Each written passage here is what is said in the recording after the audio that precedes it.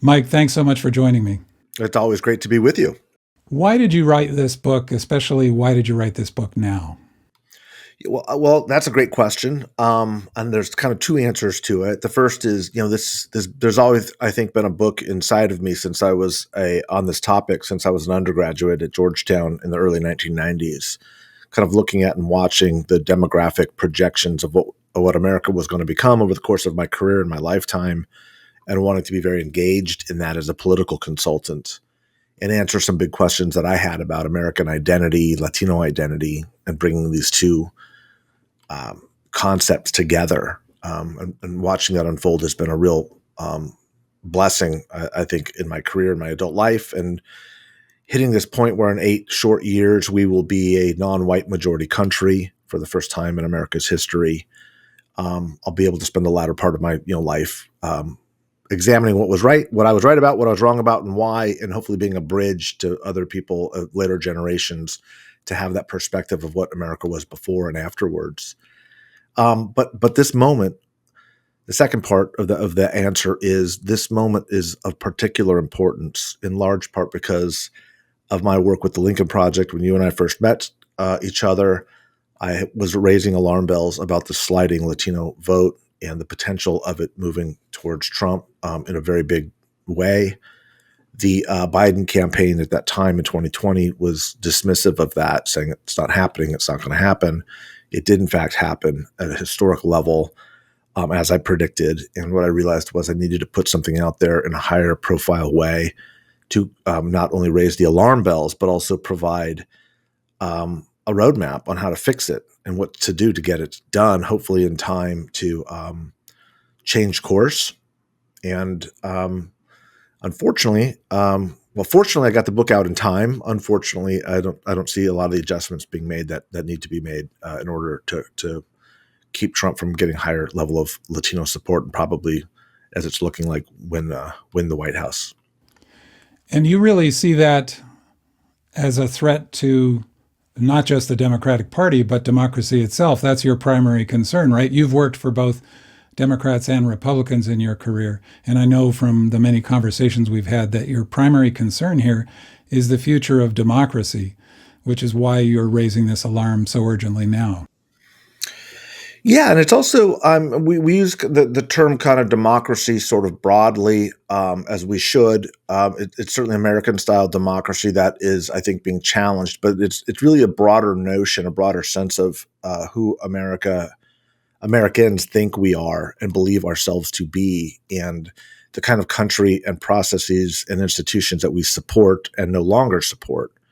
And that the book is a bigger thematic about that. It's very much about the Latino vote, but inside the seeds of the Latino vote, really, I think we begin to answer and address some of these broader, bigger questions about what America is, who she's becoming, and how we got here, and if we're going to make it, at least in the way that we've known.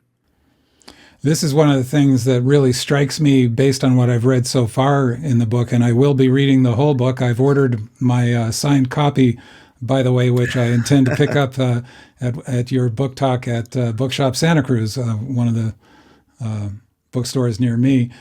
And this is one of the major themes that really struck me. This is a big book. People hearing that it's called the Latino Century would, understandably assume you're focusing on the Latino electorate, which is true.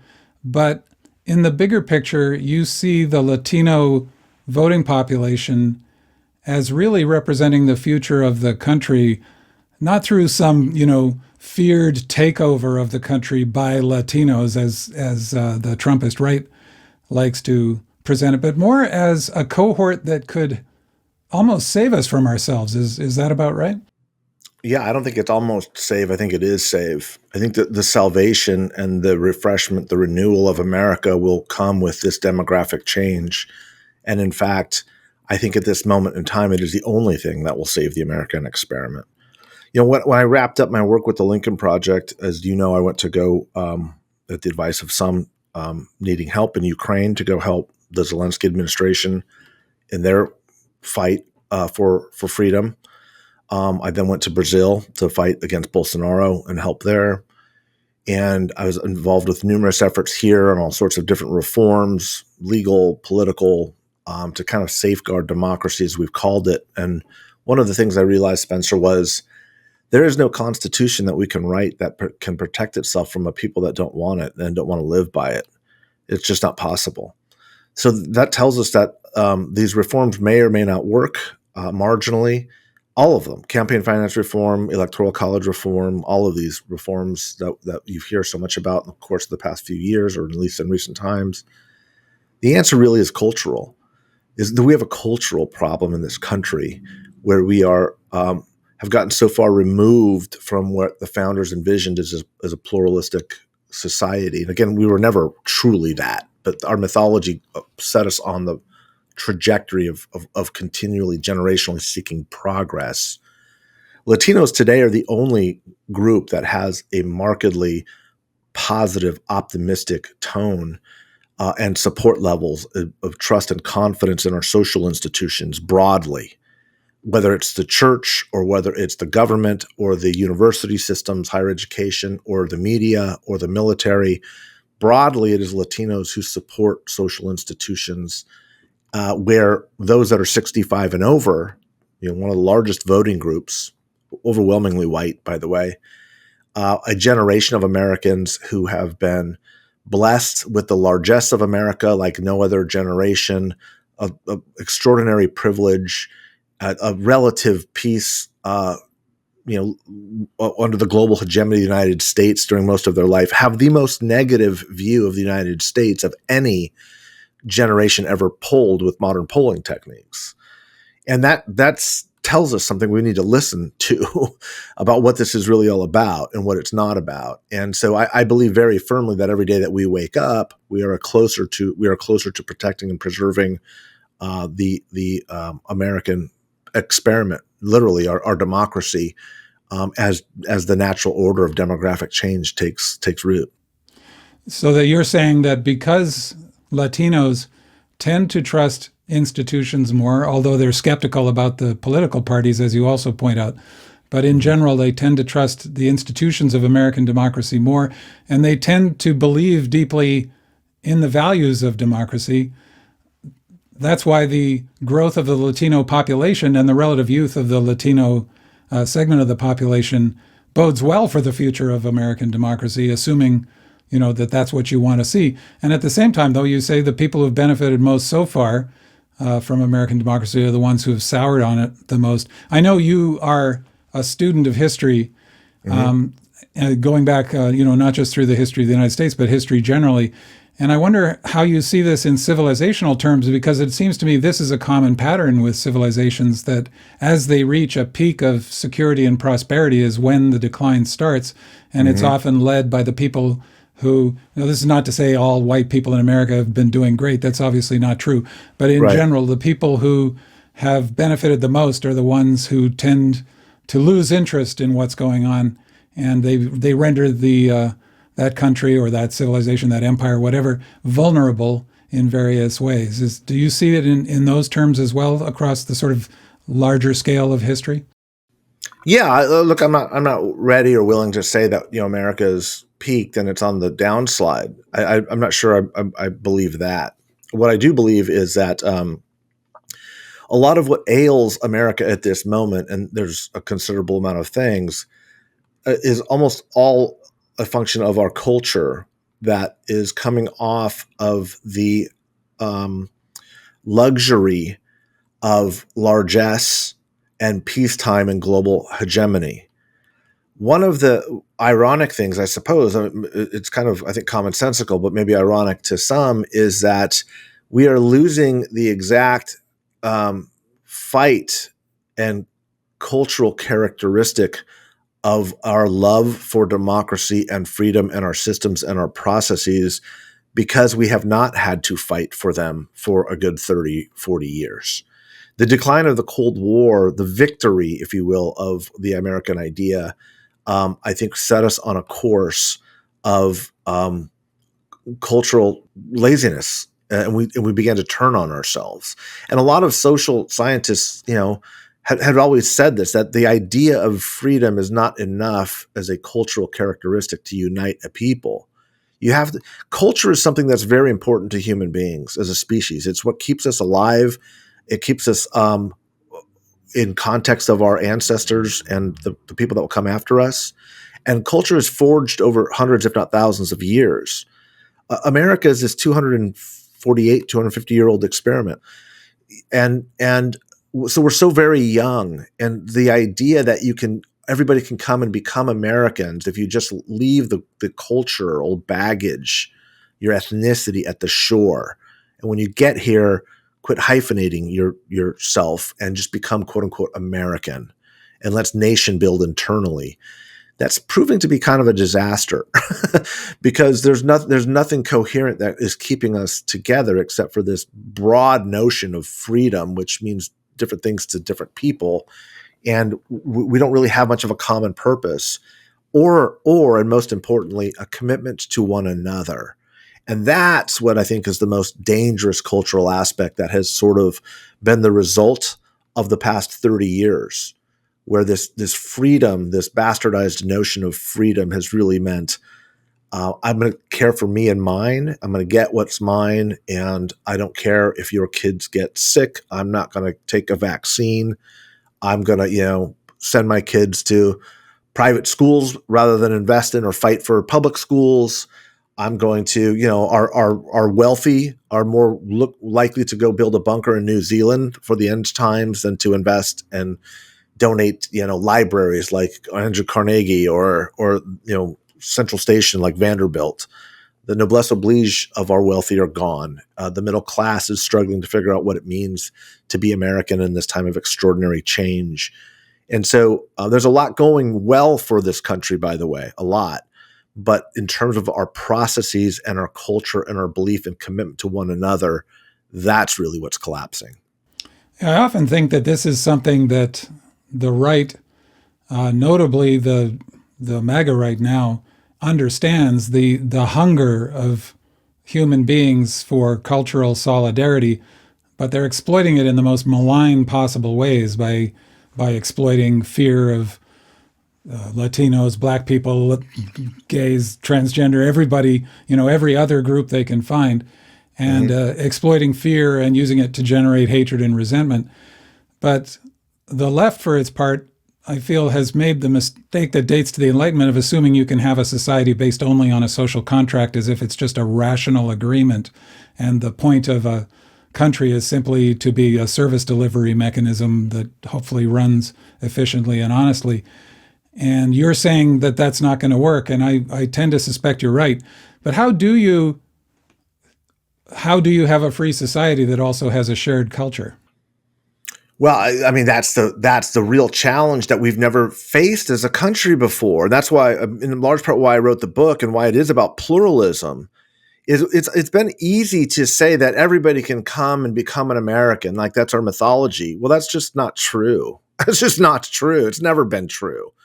And we know the founders, were slavers that were writing these very prescriptive things about the universality of human rights and human beliefs and what we are all endowed with by our creator. Well, we clearly were not, right? Like the imperfection of the founding is in and of itself a very human story. There's a hypocrisy there that it, at best sets us on this trajectory to continually generationally improve. What we are finding, though, is that the cohesiveness of whiteness is really what made that glue hold. Once we started to become a non-white nation, and again, in 8 short years, we will be a non-white majority country by ethnicity. That's really going to test our resolve. And for the moment, we're not doing well with it. And we saw this early in California as we were becoming a non-white state, is the rise of Proposition 187, anti-immigrant rhetoric, all these cultural issues. These are not economic issues. These are not tax policy. These are all issues that are focused on culture and the hidden card that substitutes for culture, which is race. And these changes are not comfortable for human beings. Now, once you go through it, there are some times in history you can look back to, certain centuries in Spain that did okay with it, and certain, with Islamic and Christian faiths, and the Spanish culture is very, oddly enough, yes. When Spain had been taken over by Muslims from the Arab world, there was an Islamic golden age, a golden age, as you know, of tolerance and multiculturalism and scholarship and science. And, many people who associate Islam these days with Islamic fundamentalism would be shocked to learn that they were setting a standard way back then. That's exactly right. That's exactly right. So there is a historical precedent for pluralism not only working, but blooming. And we have that potential exists here at this moment. But like I said, I think there's going to have to be a generational change, because along with generational change, a cultural change comes. We're not going to be able to convince MAGA folks that this is a good thing. We've failed that test. It's becoming more radicalized and more extreme as it becomes a smaller part of our demography. And so there's going to have to be a natural transition out. I mean, just candidly, and that I see is ultimately the saving grace if, and this is the big qualifier I put in the book, if we can last that long, right? Like, we've got a really important election coming up. Some very important court decisions were just made. Some very significant changes are happening where that may stifle this regardless of the demographic change. So yeah, that's the hope that I see and like I was saying, it's not a policy, framework. It's not a philosophical construct. This is happening. This cultural infusion is literally more true, in my estimation, to what the founders' vision was than what we have been for the last 250 years. And that transformation frightens a lot of people. That there's an older, whiter generation but doesn't believe this is really America, which begs a big question. What is America? Is it more blood and soil, which is the way we're behaving right now? Or is it these founding documents with these kind of, prophetic, beautiful visions of what we could be, which has always been our mythology, and we've always said that, but the rhetoric is not matching the action at this moment in time. Blood and soil referring, of course, to the ideology that fueled the rise of German ethnic nationalism and then the Nazi Party, and which we see replicated now in the MAGA movement. It's essentially the same idea when you talk about real America, so-called real America, and making that America great again, supposedly. And nationalism generally, by the way, it's what separated us from the Europeans. Yeah. I mean, the French Revolution. Well, we could go. I could lead us down all kinds of historical rabbit holes. So let me just stop myself right there. Yeah. But the way I see it, a lot of what happened at the founding was, of course, what the founders meant by men when they said all men are created equal, and the assumption then was that, well, of course we're talking about males, and of course we're talking about European males. I mean, that would have just seemed like conventional wisdom to many people back then. But there were the seeds of the pluralism you're describing, right? Because the moment you say all men are created equal, and that means that it doesn't matter if they're rich or poor, it doesn't matter what their religion is, doesn't matter what their original nationality was. That's the seeds of, okay, that means women as well, and that means people of all races, of all origins, of all creeds and faiths, etc. So that really is America. It's just that it existed as the seed at the beginning. And one thing, I'd like to hear your reaction to this, that I think that because people on the left tend to be descended from the Enlightenment tradition of rationalism, and I think they overestimate the power of reason. It's definitely critically important, but it doesn't explain everything, is they miss that that's actually a very inspiring vision. I mean, that to me works as a culture too, to think about American culture being the culture of blues and jazz, for example, and Hollywood and rock and roll and all of the influences that came from Africa and from the Jewish diaspora, people like George Gershwin, who were incorporating African melodies as well as Jewish folk melodies in their music. And then, of course, the influence of the Latinos coming from Cuba and South America and Central America. All of this, there is no American culture without all of these groups, right? And what comes out of it is a culture that is so exciting that it has influenced the entire world. And I think that from my point of view, we could do a lot better starting there and just recognizing that that in itself is inspiring. The very differences we see, they don't have to be fragmentary differences because they are united by this core set of values that while we're all different, we are also all equal and all equally free. How do you see that? I mean, I think it's an interesting argument. I think that the times that we are experiencing at the moment would suggest that whatever cultural remnants that we have, and you clearly point to some of them, are not sufficient to unite us at all. In fact, they are devolving into points of fragmentation and disunity, and that I think is what the problem is. I don't know that there's a shared set of values. Maybe there have been flashes of it, but I think if that were the case, we would not be at this moment in time. I think we can have, fusions of our food and fusions of our music. I don't see much in terms of the fusions of our faith or in the confidence in social institutions or belief in them. I don't believe, for example, that African Americans have ever really experienced much in terms of equality in the way our social institutions have interacted with them compared to whites. I mean, there may be a couple of one-offs here or there, but I don't believe that it has created a cohesive culture that allowed us to be a pluralistic society. Now, there's a lot of reasons for that too. The black share of the population hasn't really increased since the Civil War much. About 1920, it settled in at around 11, 12%. It's been about 11, 12% ever since, about 100 years. The rising Latino population is challenging many of these notions of what race means and what identity means and what minority means, especially as Latinos start to behave differently politically than what we've come to know from black voters since they won suffrage, or at least since Jim Crow allowed for them to actually attain suffrage in the 50s, right?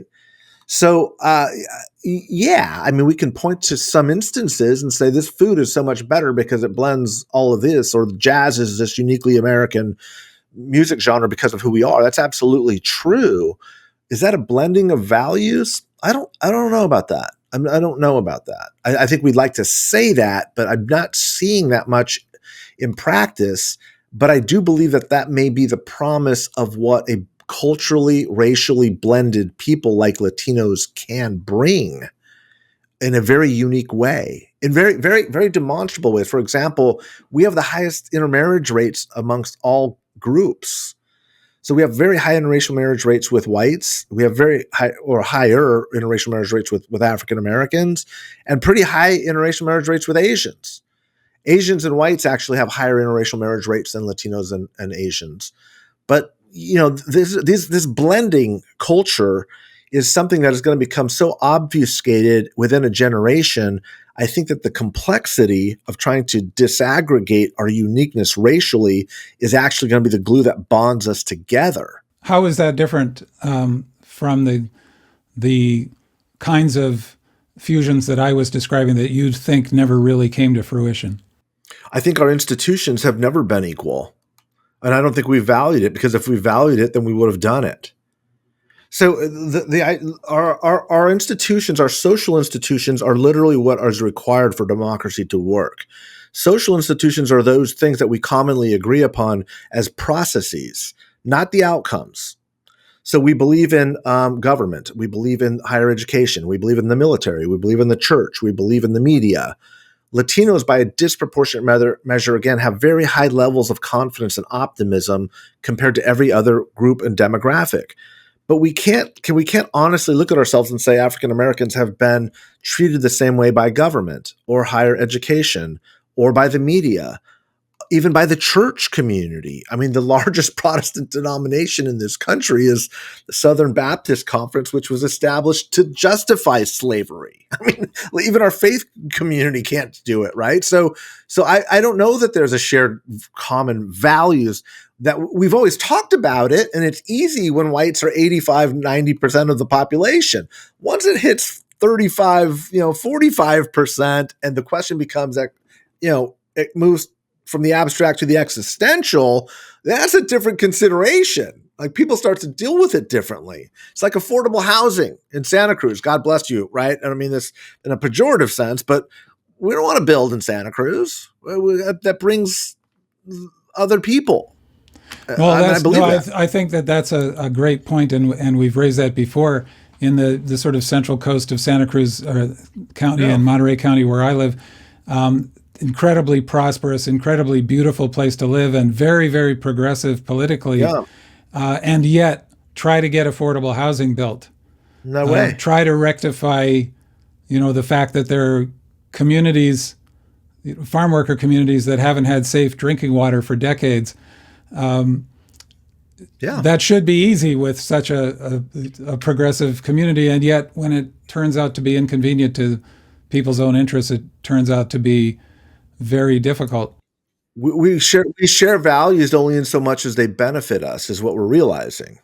When they don't, then suddenly that value proposition, it doesn't work. And that's what I'm saying. It's easy when it's 85% white. Yeah. When it becomes a truly pluralistic society, it becomes a real test of our values in a way we've never had to really challenge it. Yeah, your values become real when it costs you something to have those values, right? Like we see, if I may say, I respect you for being somebody who, when your values could cost you something, you stood up for them when Trump came along, and potentially alienated a lot of potential clients, and money, friends, family.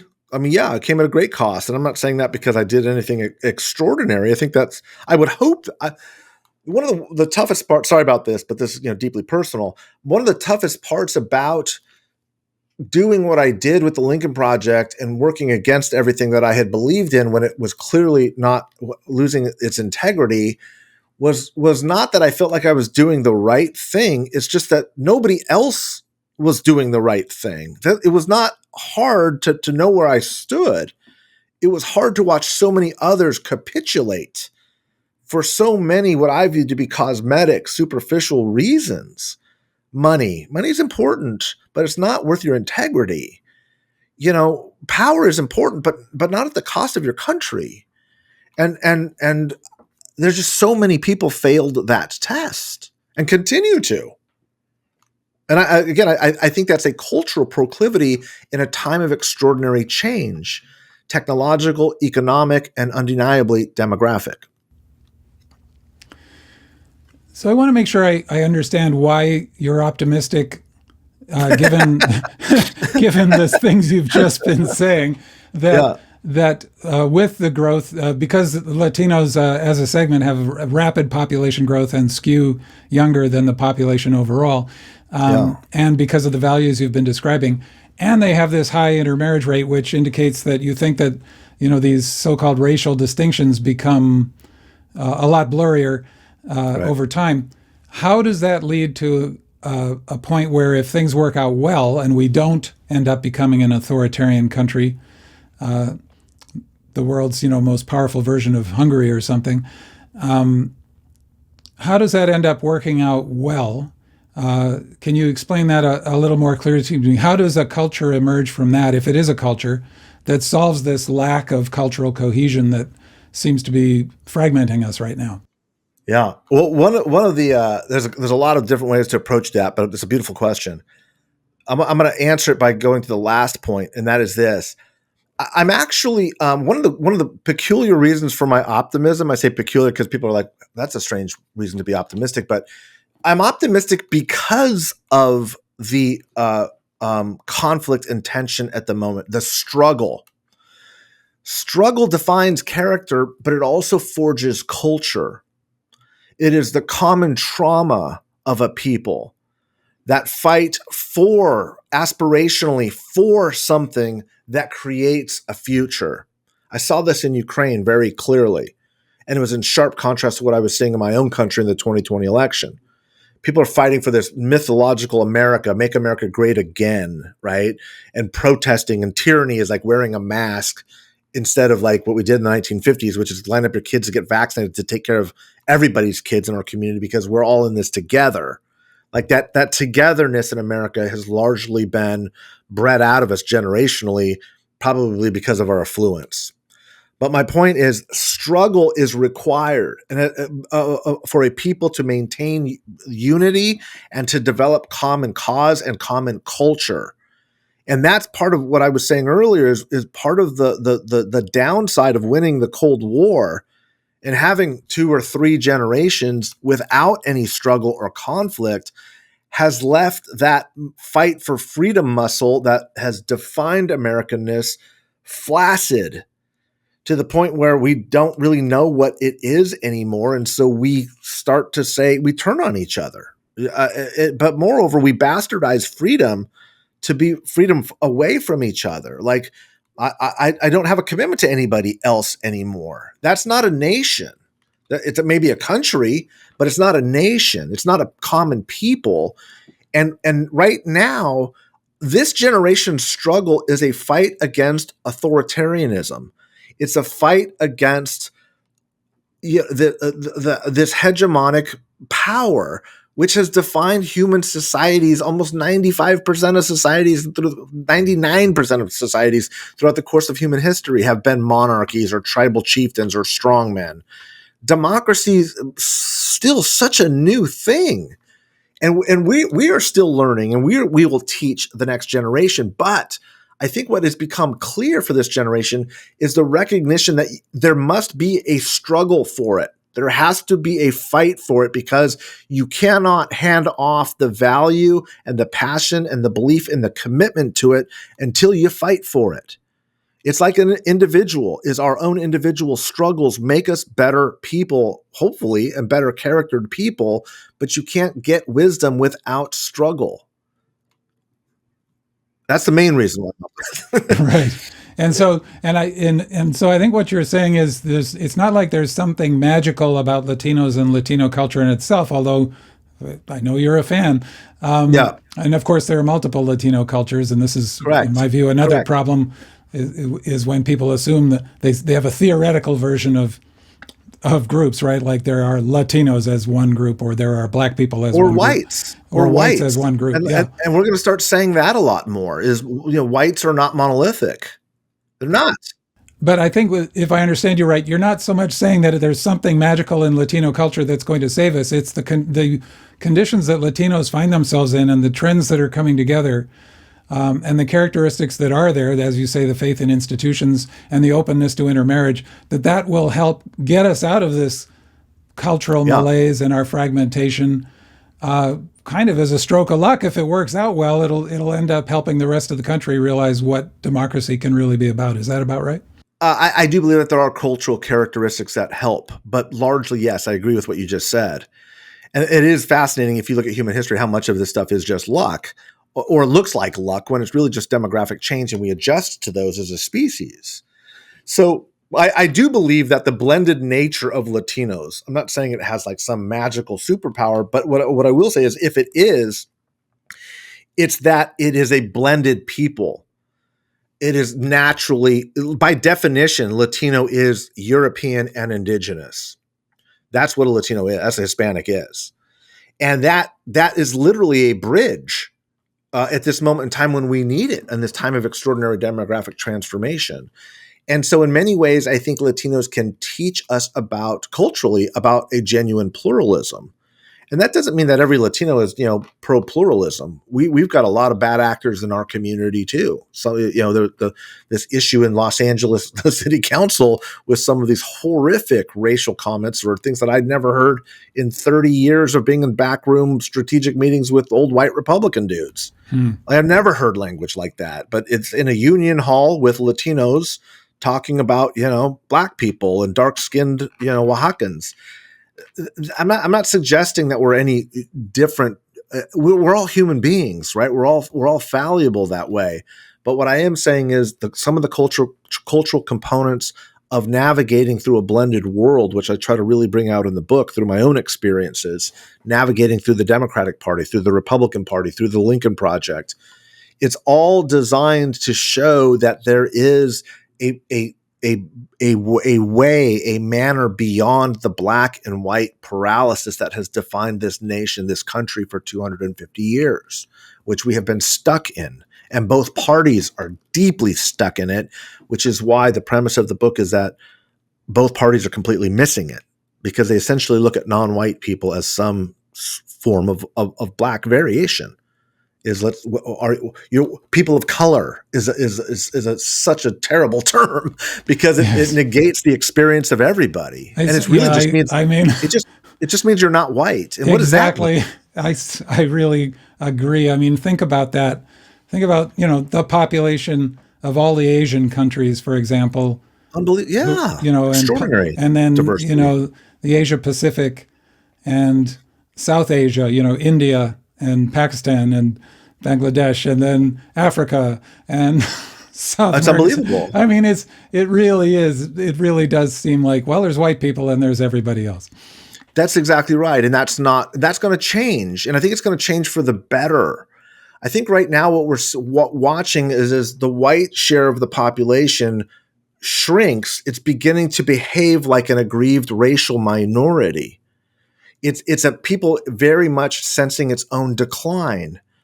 That's why MAGA is resonant. If you associate this development with decline, of course, which of course many such people do, but you could see it as exciting as I do. And as no loss to, Oh no, I'm sorry. Yeah, I'm talking about white. Yeah, white decline. I know, but Trumpism. White people who see this as decline.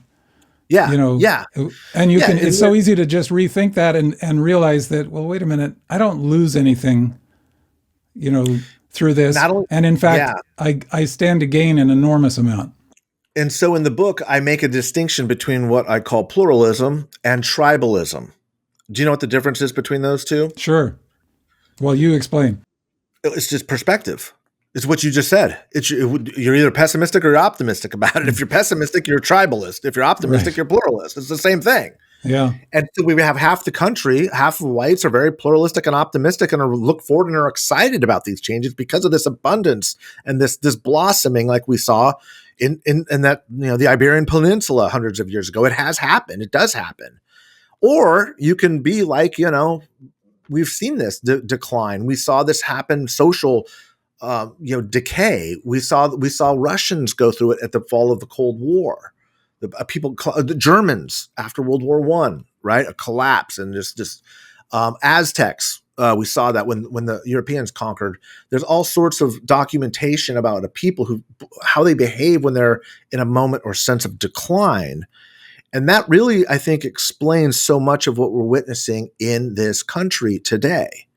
In fact, let me give you one other example. If you take the demographic profile of California, 40% Latino, 35% white, 11% Asian, and you transpose that onto Texas, they're exactly the same numbers, give or take 1 or 2%. Why is one so red and the other so blue? And the answer to this point has been white people. White people in California break 50-50 Republican and Democrat. Very strong regional variations. Coastal whites are very progressive. Inland whites are very conservative. College educated whites live on the coast, non-college educated. But in Texas, it's like 70% of whites up until recently were very conservative. And that's why the state has been so red. That's changing as the Sunbelt economy starts to bring more educated whites. It's becoming more blue. It's becoming more purple. But at the same time, California is seeing a shift from the right with Latinos who are basically saying we're economic voters now because the affordability problems and the segregated nature of California are no longer sustainable, and this party is responsible for it. So California's elections, not as much as Texas, but it's coming in time, are starting to get more narrow. Brian Dolly, this candidate who, no-name candidate, sacrificial lamb that ran against Gavin Newsom for his reelection, was the closest, with the exception of Arnold Schwarzenegger, it was the closest gubernatorial race since 1994 or maybe 1990. because 94 was a blowout with Kathleen Brown and Pete Wilson. So the demographic coalitions of both parties are changing, and there's a correlation to race, class, and education levels that are all three of them are changing from their historical understanding, and we're becoming a very different people, and the parties are really struggling to deal with what that's going to look like. Mm-hmm. And as you point out, not just in California, of course, but in the upcoming election, Latinos stand to make a determinative difference across battleground states. Can you elucidate that a little? Yeah, for 30 years, I've always been asked the questions, will Latinos be, the deciding factor in this presidential race? And my answer has always been no, because we've largely been concentrated in California and Texas, which are not swing states. Arizona's always a red state. New Mexico was a little bit, Florida was the one swing state, and it was such an outlier with Latinos. It was, overwhelmingly Cuban back at the time. It no longer is. It's more Puerto Rican than Cuban. But at a time when it was a really swingy state, it was because Cubans were so Republican. Point being, this year, in every one of the 7 main swing states, Arizona, Nevada, Georgia, Wisconsin, Pennsylvania, North Carolina, in every one of those, Latinos are larger than the margin of victory. And in some, considerably. Arizona, obviously, Nevada, obviously. Wisconsin, there are more Latino voters than Black voters. And growing rapidly in North Carolina and Georgia. So the answer this year is yes. It will undeniably be a big part of it, unless one side collapses one way or the other and there's a landslide. If it's going to be a close race, as we expect it will be, Latinos will be the determining factor. The one big question, Spencer, which has really befuddled most people, is why California has been an outlier with this rightward shift. We started seeing this rightward shift everywhere but in California. And the question became why, and there are 2 reasons. The first is California's Latino population is still significantly more foreign-born. And foreign-born economic emigres overwhelmingly vote with the Democratic Party. Few exceptions, but usually it's a 70% plus Democratic vote. The other is we have created such limited economic mobility for immigrants that they're not attaining middle-class status largely because of housing costs and housing prices. So the Democratic Party in California specifically is a party of very wealthy, home-owning, largely college-educated white people and renting non-college educated Latinos. And that coalition has always been a little bit of an unholy alliance because there's not much culturally connecting them. There's now there's not just not a connection economically, they're actually at odds. And so you're starting to see a movement towards away from the Democratic Party is a better way to say it than towards the Republican Party. Mm-hmm. And given that it looks like we are facing a choice between a Democratic win this fall and a crisis in our democracy, it's critically important for the Democratic Party in particular to understand a voting bloc that could make the difference in the election. What do you feel the Democratic candidates and the party overall are failing to get about Latinos? Well, the Democratic Party still believes in its heart of hearts, despite all the evidence, that they're a working class party. They're not. They think they are. They really do believe that. But it's not Mike Madrid saying that. That's the working class has been saying that for 10 years now. They're moving away, and now it's moving away quite rapidly. And the irony is the working class now is not white in America. It's rapidly becoming non-white. So it's kind of a double whammy for Democrats who are like, well, wait a second. We've always talked to you through this sensitive racial lens on issues that we thought were most important to you. Immigration, you're Latino, so you care about immigration, right? And Latinos have been saying, no, we care about the economy, affordability, and jobs. And those are not really, they're certainly not the priorities of Democrats in California. And that's apparent now. We've been pushing out blue collar industries for a long time, gleefully.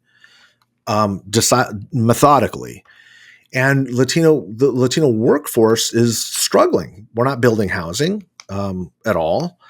And so we're creating this caste system in this state. And so there's this pushback. So what's going to happen is this lack of economic mobility and the fact that California's Latino population is more immigrant than everywhere else means they're going to have to, you've got to declare a Marshall Plan for housing like tomorrow. 1 in 5 Hispanic men are employed in the residential construction space or related fields. That is an extraordinary number. 20% of our households are Latinos building the infrastructure and the homes in this country. And every year that gets bigger. So until those workforces, the New York Times will focus on economic anxiety with white blue collar workers and diners in West Virginia. That's not where the problem is. The problem is now in Phoenix, Maricopa County, and in Las Vegas, Clark County, Nevada, Gwinnett, DeKalb County in Georgia, Erie, Pennsylvania. Like those are where the Latinos are huge in numbers, and they're the ones that they should be sitting down at taquerias instead of diners and saying, what's on your mind? But our institutions aren't prepared for it either. This strikes me as such an important point. I really want to highlight what you just said. So, the residential construction industry employing this really large percentage of male Latinos, and knowing something like that that's the kind of knowledge you get when you actually know the people you're addressing, right? As opposed to seeing them as a theoretical construct, as you say, having assumptions like, well, you're Latino, therefore your top issue must be immigration. And especially after people have been here for a few generations, they may very well be fairly tough on immigration, Correct. and have some surprising opinions on immigration. Another assumption you highlight is the assumption that Latino voters want to be spoken to in Spanish. Yeah, this is one of the biggest mythologies and this is where I think Democrats have made a huge tactical error is even the Biden campaign, the Latinos con Biden, it's still a Spanish themed, 17 pollsters use about a good credible pollster will use 17% of its interviews in Spanish. 17. Now, this is of voters, by the way. There's a difference between voters and members of the population.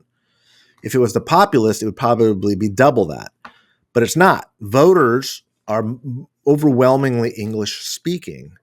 And so this stereotype, when you play down to the stereotype of kicking off your campaign at the Mexican restaurant and folklorico dancing and mariachi music in Spanish language, it's very patronizing. And I'm not saying that you can't incorporate some of those themes, but as Justice Potter Stewart said about pornography, I can't explain it, but I know it when I see it.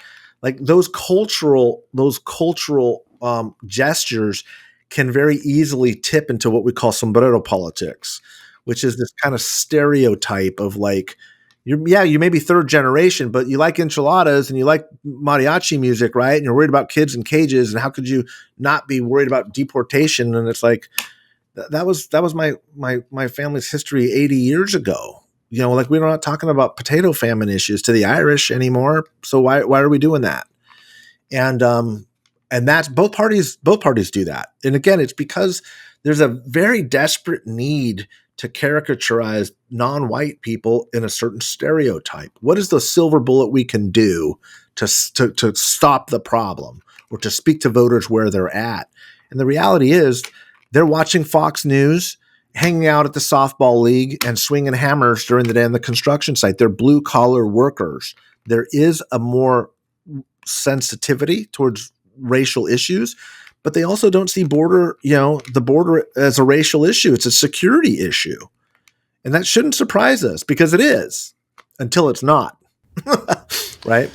Yeah. And we see this with Republicans and Democrats, as you say. I mean, recently Trump talking about black jobs, that these immigrants are coming and taking black jobs. I mean, just betraying his picture of black people, or, assuming that black people will identify with him because he has a mugshot now. So again, who are black people? They're people who have the lowest level jobs in society, and they tend to be criminals. And yet on the left, it just drives me nuts when I hear people on the left assuming that black people, first of all, that they all think the same way, that, there is Right. a black perspective on things, and then that they will assume that black people's concerns about police abuses translate into a sympathy for criminals, which you also see. Or defunding the police. Right. The idea that, let's not reform the police, let's abolish the police and thereby put the lives of low-income black, Latino, and every other low-income person in a dangerous neighborhood at risk. Correct. Yeah. By just doing this incredibly reckless experiment, and let's see what happens if we don't have any police, which would make virtually no difference in my life in my safe neighborhood, but could be a matter of life and death in other neighborhoods. It is a matter of life and death, and let's also remember, like, the whole defund the police argument is an attack on institutions that comes from the left. And this is symbolic of what's happening on the right. A certain kind of left, I would, this is something I'd love to. Same as MAGA. It's an illiberal left. Like there's an illiberal right and an illiberal left, which And the reason I'm bringing this up for a very important reason. Populism is ascendant on both sides of the aisle, and it's bigger than we give it credit for. It's why we're witnessing the destruction of our institutions.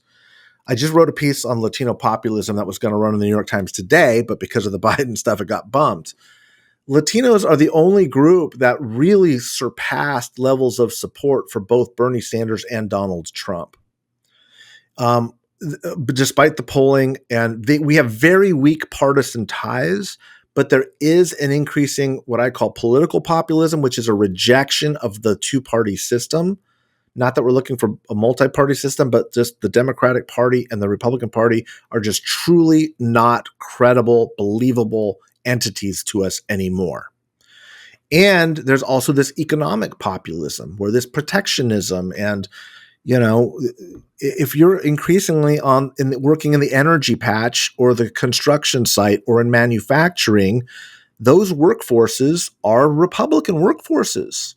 And as Latinos occupy those rungs on the ladder, they see the Democratic Party as an existential threat to their income, their livelihoods, their ability to support their families. So there's both an economic and politically populist growth that is happening as the two parties try to destroy each other's institutions. And is it all Republicans or all Democrats? No, of course it's not. But there are wide swaths where Republicans believe the media is the enemy, the government is the enemy, higher education is the enemy. And on the left, they believe churches are an enemy. They believe the military is an enemy. They believe that corporations are the enemy.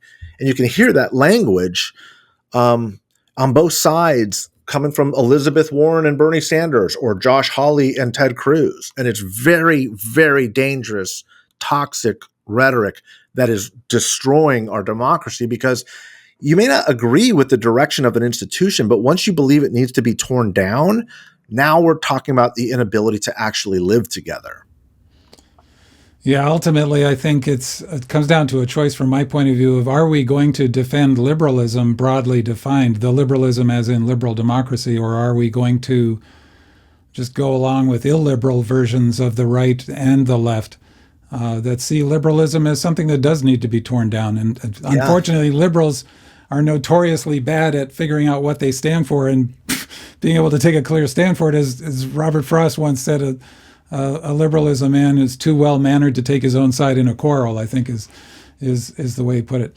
You mentioned Joe Biden, and that gets me to something I wanted to make sure I ask you about before I run out of time with you.